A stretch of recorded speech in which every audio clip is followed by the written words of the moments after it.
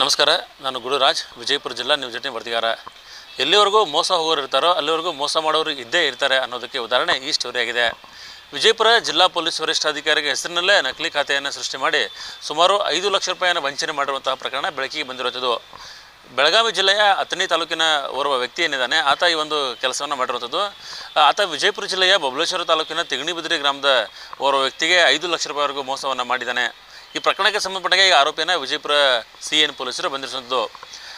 ಬೆಳಗಾವಿ ಮೂಲದ ವ್ಯಕ್ತಿ ಏನಿದ್ದಾನೆ ಹನುಮಂತ ಭಜಂತ್ರಿ ಅನ್ನೋನು, ಆತ ಯುವಕರಿಗೆ ಸರ್ಕಾರಿ ಹುದ್ದೆಗಳನ್ನು ನೌಕರಿಯನ್ನು ಕೊಡಿಸ್ತೀನಿ ಅಂಥೇಳಿ ಹಣವನ್ನು ವಸೂಲಿಯನ್ನು ಮಾಡ್ತಾ ಇರ್ತಾನೆ. ಅದೇ ರೀತಿ ವಿಜಯಪುರ ಜಿಲ್ಲೆಯ ಬಬಲೇಶ್ವರ ತಾಲೂಕಿನ ತಿಗಣಿಬಿದಿರಿ ಗ್ರಾಮದ ಸುರೇಶ್ ಅಥಣಿ ಅನ್ನೋರಿಗೆ ಇದೇ ರೀತಿ ಒಂದು ಮೋಸವನ್ನು ಮಾಡಿರುವಂಥದ್ದು. ವಿಜಯಪುರ ಜಿಲ್ಲಾ ಪೊಲೀಸ್ ವರಿಷ್ಠಾಧಿಕಾರಿ ಲಕ್ಷ್ಮಣ್ ನಿಂಬರ್ಗಿ ಅವರ ಹೆಸರಿನಲ್ಲೇ ಒಂದು ನಕಲಿ ಮೇಲ್ ID ಕ್ರಿಯೇಟ್ ಮಾಡಿ ಅದರ ಮೂಲಕ ಅವರಿಗೆ ದಾಖಲಾತಿ ಪತ್ರಗಳನ್ನು ಸಲ್ಲಿಸಿದಂಗೆ ಮಾಡಿ ಅವರಿಗೆ ಮೋಸವನ್ನು ಮಾಡಿರುವಂಥದ್ದು. ನಾನು IAS ಅಧಿಕಾರಿಗಳು ಮತ್ತು IPS ಅಧಿಕಾರಿಗಳ PA ಇದ್ದೇನೆ ಅಂತ ಹೇಳ್ಕೊಂಡು ಈ ರೀತಿ ಎಲ್ಲ ಕಡೆ ಹೇಳ್ಕೊಂಡು ತಿರುಗಾಡ್ತಾ ಇರ್ತಾನೆ. ಅದೇ ವ್ಯಕ್ತಿ ಈಗ ಮೋಸ ಮಾಡಿದ್ದಾನೆ ಅಂತೇಳಿ ಅವರ ಕುಟುಂಬಸ್ಥರು ದೂರವನ್ನು ಕೊಟ್ಟಿದ್ದಾರೆ.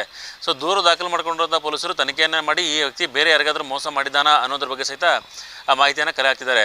ವಿಜಯಪುರ ಜಿಲ್ಲಾ ಪೊಲೀಸ್ ವರಿಷ್ಠಾಧಿಕಾರಿ ಲಕ್ಷ್ಮಣ ನಿಂಬರ್ಗಿ ಅವರ ಹೆಸರಿನಲ್ಲಿ ಅವ್ರಿಗೊಂದು ಮೇಲನ್ನು ಮಾಡಿ SDC ಹುದ್ದೆಗಳನ್ನು ಕೊಡಿಸ್ತೇನೆ ಅಂಥೇಳಿ ಅವ್ರಿಗೆ ಆಶ್ವಾಸನೆಯನ್ನು ಕೊಟ್ಟಿರ್ತಾನೆ. ಅದಾದ ಬಳಿಕ ಸುಮಾರು 5 ಲಕ್ಷ ರೂಪಾಯಿ ಹಂತ ಹಂತವಾಗಿ ಸ್ಟೆಪ್ ಬೈ ಸ್ಟೆಪ್ ಹಣವನ್ನು ತಗೊಂಡಿರ್ತಾನೆ.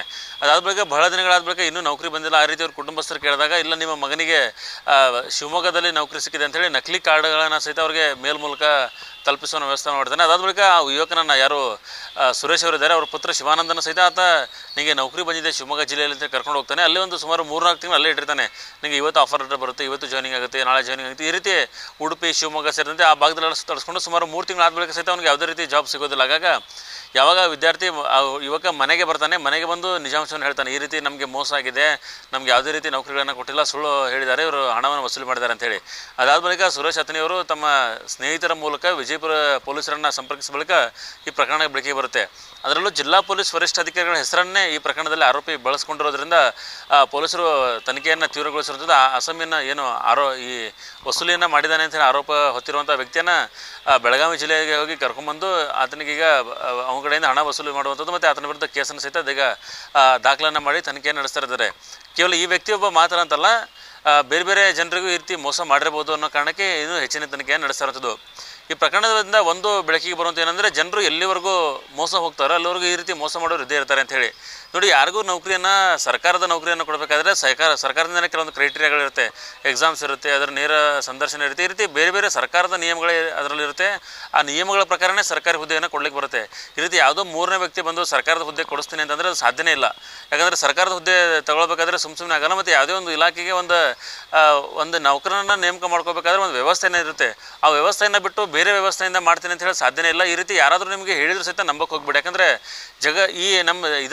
ನಮ್ಮ ವ್ಯವಸ್ಥೆಯಲ್ಲೇ ಆ ರೀತಿ ಮಾಡೋಕ್ಕೆ ಅವಕಾಶಗಳಿಲ್ಲ. ಯಾಕಂದರೆ ಒಬ್ಬ ವ್ಯಕ್ತಿ ಇರ್ತಾನೆ, ಆತ ತನ್ನ ಇನ್ಫ್ಲುಯೆನ್ಸ್ನ ಬಳಸಿ ತನ್ನ ಕುಟುಂಬದ ಸದಸ್ಯರಿಗೆ ನೌಕರಿ ಕೊಡುವಂಥ ಯೋಗ್ಯತೆ ಅವ್ರಿಗೆ ಇರಲ್ಲ. ಅದನ್ನು ಬೆಳೆಸ್ಕೊಂಡು ಈ ರೀತಿ ಬೇರೆಯವ್ರ ಮಕ್ಕಳಿಗೆ ಅವ್ರು ಏನು ನೌಕರಿ ಕೊಡಿಸ್ತಾರೆ ಅಂತ ಅನ್ನೋದು ಅರ್ಥ ಮಾಡ್ಕೋಬೇಕು. ಹಾಗಾಗಿ ಜನರು ಸಹಿತ ಯಾರಾದರೂ ಈ ಥರ ನೌಕರಿ ಕೊಡಿಸ್ತೀವಿ ಅಂತೇಳಿ ಬಂದಾಗ ಅದ್ರ ಬಗ್ಗೆ ಜಾಗೃತಿಯನ್ನು ವಹಿಸೋದ್ರ ಜೊತೆಗೆ ಇಂಥ ಮೋಸಗಾರರಿಂದ ದೂರ ಇರಬೇಕು. ಯಾಕಂದರೆ ಇವರು ನಿಮ್ಗೆ ಅಷ್ಟೇ ಅಂತಲ್ಲ, ಸುಮಾರು ಜನರಿಗೆ ಮೋಸ ಮಾಡಿರ್ತಾರೆ. ಆದರೂ ದೂರ ಕೊಟ್ಟ ಬಳಿಕ ಅವೆಲ್ಲ ಬೆಳಕಿಗೆ ಬರುವಂಥದ್ದು. ಆದರೆ ಬಹುತೇಕ ಜನ ದೂರೇ ಕೊಡೋಕೆ ಹೋಗಲ್ಲ. ಹೋಗಲಿ ಬಿಡು, ಆಗಿದೆ, ಮುಂದಿನ ಮಕ್ಕಳ ಭವಿಷ್ಯಕ್ಕೋಸ್ಕರ ಎಲ್ಲಿ ಕೊಡೋದು ಅಂತೇಳಿ ಈ ರೀತಿ ಹೆದರ್ಕೊಂಡು ಸುಮ್ಮನಾಗ್ಬಿಡ್ತಾರೆ.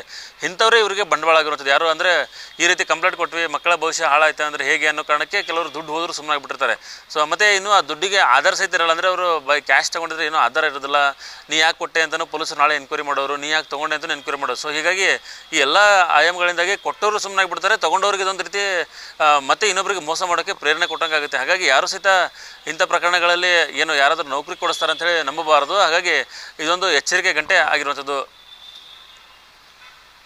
ನಿರ್ಭೀತ, ನಿಷ್ಪಕ್ಷಪಾತ, ವಿಶ್ವಾಸಾರ್ಹ ಸುದ್ದಿಗಳಿಗೆ ಹೆಸರಾಗಿರುವ ನ್ಯೂಸ್ 18 ಕನ್ನಡ ಈಗ ಆಪ್ನಲ್ಲೂ ಲಭ್ಯವಿದೆ.